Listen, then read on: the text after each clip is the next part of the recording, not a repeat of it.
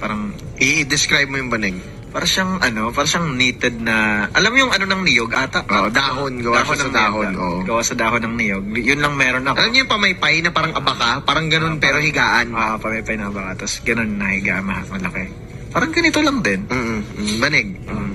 Rolyo lang. Parang ano? Rolyo lang. Oo, ganun. So, doon ako humiga.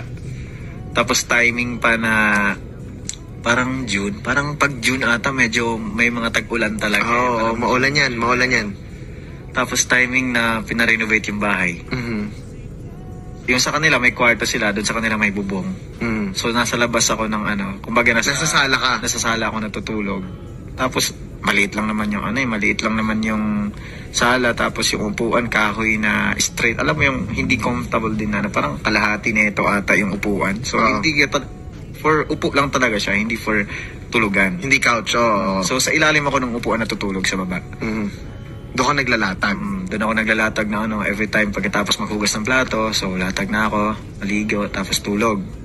Tapos sabi ng tita ko, mag-renovate ng bahay, so ipasok mo na lahat ng gamit Sa kwarto, yung may bubong. May bubong. Kasi maliit lang din yung kwarto. Syempre ako nahihiya naman ako doon matulog din kasama sila. So, lahat tiniis ko talaga na tinanggal yung bubong kasi i-renovate nga, papalitan ng bago, tapos ginawang bakal yung mga ginawang bakal. Kasi it's an old apartment parang ng anay, may tinirahan na ng anay. So, they really had to renovate it. Pinalitan ng bakal yung kwarto. So, dumating yung June, tag-ulan. Okay. Umaabot ng 2:00, tapos biglang bubuhos yung ulan. Tapos, Tulog ka? Tulog ako. Pag ganun ko, basa tubig. May baha na sa, kasi walang bubong eh. Walang bubong.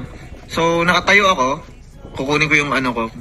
Dapat mabilisan talaga kasi mababasa yung unan ko. Tapos yung banig ko basa na. So, inaano ko na. Tapos nakatayo lang ako doon, nakaganon. So, unan ko. Ayoko naman kumatok kasi nahiya ako.